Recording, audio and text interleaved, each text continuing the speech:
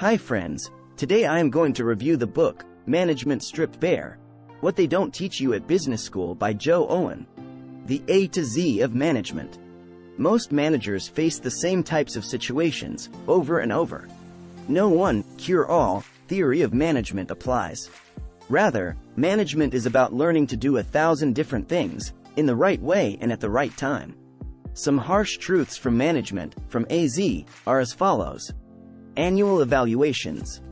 At evaluation time, euphemisms pop up like dandelions. Reviewers resort to code words to be politically correct.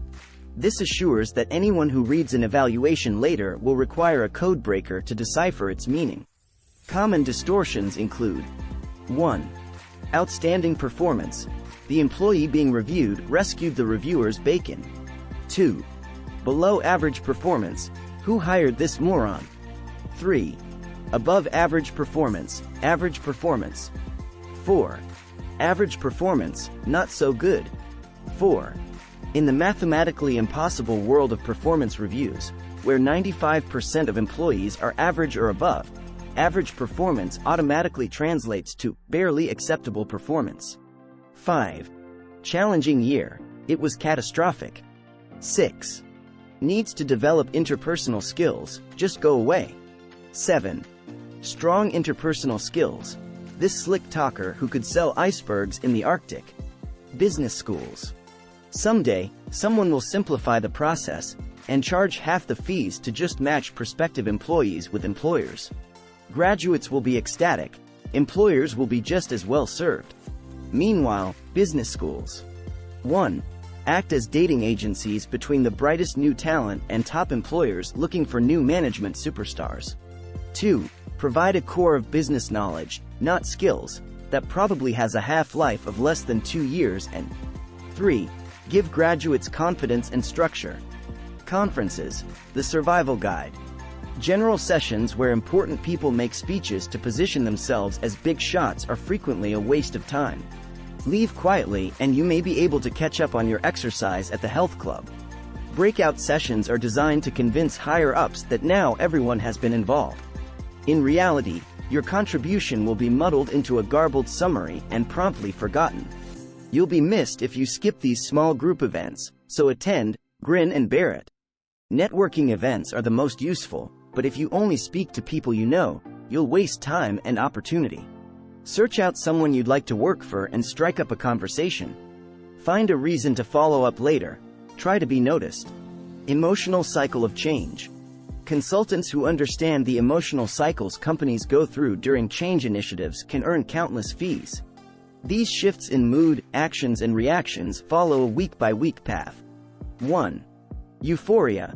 No longer denying it has a problem, the company hires consultants to do something about it. 1. Co-workers stop worrying about who to blame. 2.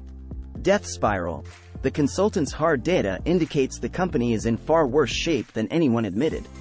2. Management's anxiety grows. 3. The valley of death. Consultants say, this is the worst mess we've ever seen. They hold management accountable for an urgent, potential mass career suicide situation. 4. The cautious recovery.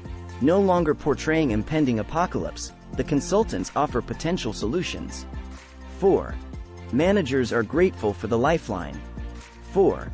The consultants sift their agenda carefully to satisfy various management constituencies. 4. Politics. 5. Return to euphoria. A solution has been found. Just pay the helpful consultants who have the panacea. 5. Management begins its pricey change initiative. 5. After a few weeks of massive work, management wakes up with buyer's regret. 5. Too late. The realization sends them into a death spiral again, and another cycle begins. Due diligence. In this process, a lot of highly paid analysts sit in a room littered with half-eaten pizzas. Everyone charges outrageous fees regardless of the outcome of the transaction being analyzed or the analysis itself. Forecasting and experts.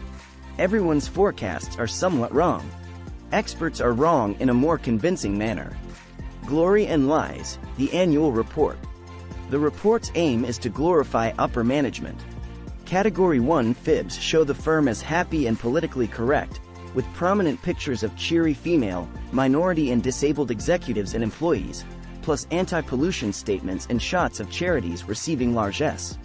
Category 2 lies make sure readers know that management is doing a great job. Category 3 lies imply that the bad numbers really are not so bad after all. Here, the financial director earns his keep. Head office.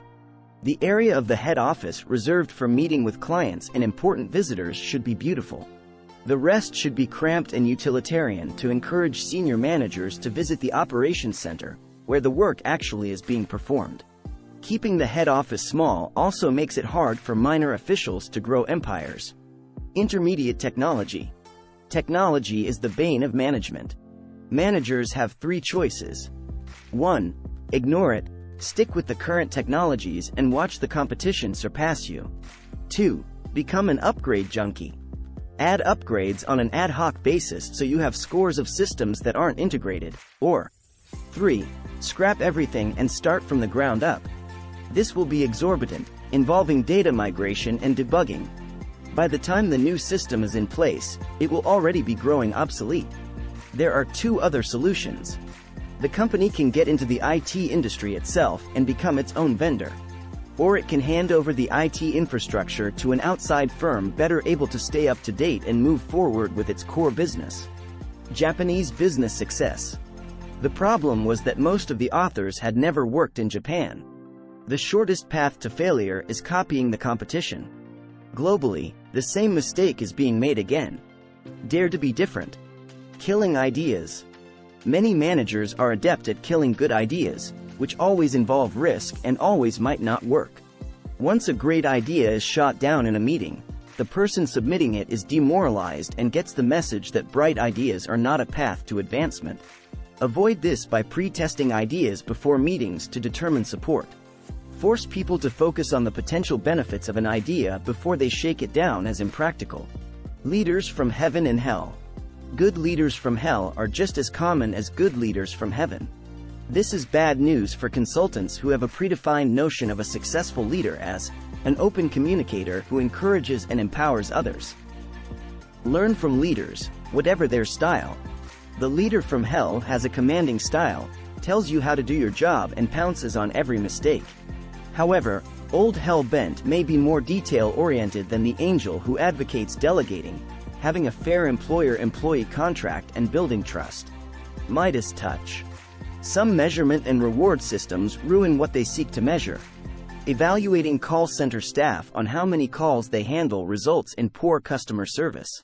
Rewarding bank loan managers based on their volume of loans results in low-quality loans and expensive write-offs. New economy blues. Technology isn't freeing anyone, it's enslaving them. A 1-paragraph memo becomes a 20-page PowerPoint presentation. The data that used to take 4 days to receive by post is now expected to be uploaded instantly. Managements need to know all things at all times. Where's that report? Aids and abets the tyranny of technology. It's time for management to master technology by learning when to turn away from it. Overpay people. Overpaying people makes sense, based on what the market will bear. It will help you recruit the best people and reduce attrition. Link overpaying to performance, as part of a culture that puts people first and expects high performance. Pareto principle. The 20/80ths rule should really be more 5/95ths. Everyone knows that 5% of your efforts produce 95% of the result, with the rest of the time largely wasted. Yet no one follows the rule consistently. About 10% of managers produce 90% of a company's profits. And about 10% of the staff causes 90% of the problems. Quality zealots. Look out, these are dangerous people. They may say quality is free, but the mountain of paperwork required to assure it is overwhelming. Seeking quality becomes an end in its own right and takes the focus away from the customer. Quality should serve, not rule. Resisting insanity. Rather than roll over and submit to the latest harebrained idea from the executive office, you can 1. Ignore it and hope it quietly goes away. 2. Pretend to comply without actually doing anything. Or 3. Agree that it is a great idea and foist it off onto another department. preferably one too busy to implement the foolish concept. Or, you could form a committee to study how to implement it. After a suitable time, offer enthusiastic recommendations that double your budget. That's unlikely to happen, so if that fails, delay, evade and obfuscate. Shakespeare and management. Shakespeare wrote comedies, histories and tragedies. Most written reports sent to management fall into one of these three categories. It's useful to know what type of play you are in if you are going to act your part appropriately. Thank you. Nice to receive. Easy to give. Much underused. Unreasonable management. Good managers are not reasonable. They do not accept, "It's never been done before," or "There's no way we can do it." Good managers are selectively unreasonable, and do not lower the bar due to adverse circumstances. Reasonable managers are weak underachievers who enable mediocrity. Vision statements. Dysfunctional managers can keep themselves happy for months writing a vision statement. If they finish too quickly, keep them safely occupied by turning their attention to a value statement. Visions and values are about the walk, not the talk. Writing skills. Know who you're writing for. Write to be understood by them. Tell stories to make your point. Keep it short. Use active, not passive constructions. Back up your statements with facts. Theories X, Y, and Z. Theory X holds that people hate work and must be closely supervised. Theory Y holds that work is a positive in people's lives and they can be inspired to work for a higher purpose than just earning a buck. Theory Z tries to blend the two. Igwid, you've got what you deserve. Igwid is about assuming responsibility for the conditions you've created. This applies equally to the miserable employee who won't go look for more rewarding work, yet complains constantly, and also to managers who gripe about lousy support but do not accept responsibility for the circumstances they have created. Zones of comfort. Staying in your comfort zone is more risky than trying out new technologies, techniques, methods, and challenges. Test your comfort zone. Takeaways. 1. There is no one grand theory of management. 1. Management is more about mastering what to do in countless different situations, big and small. 2. Most managers have unrealistic goals, inadequate resources, and chaotic circumstances. 3. A lot of management behavior can be explained by the need to be ready to shift the blame when something goes wrong. 4. Personnel evaluations are written in code to avoid offending anyone. 4. This means problem employees are handed off to the next manager. 5. Business schools are basically dating agencies between companies and new talent. 6. The annual report has one purpose: to glorify upper management. 7. Difficult leaders are as likely to be successful as those who are nice. 8. Drafting vision and value statements is a good way to keep dysfunctional managers busy so they don't interfere with the company's actual work. 9. If you enjoy our content and would like to stay updated with our latest videos, please like, share, and consider subscribing to our YouTube channel. 9. Your support means a lot to us. 10. Thank you so much for watching.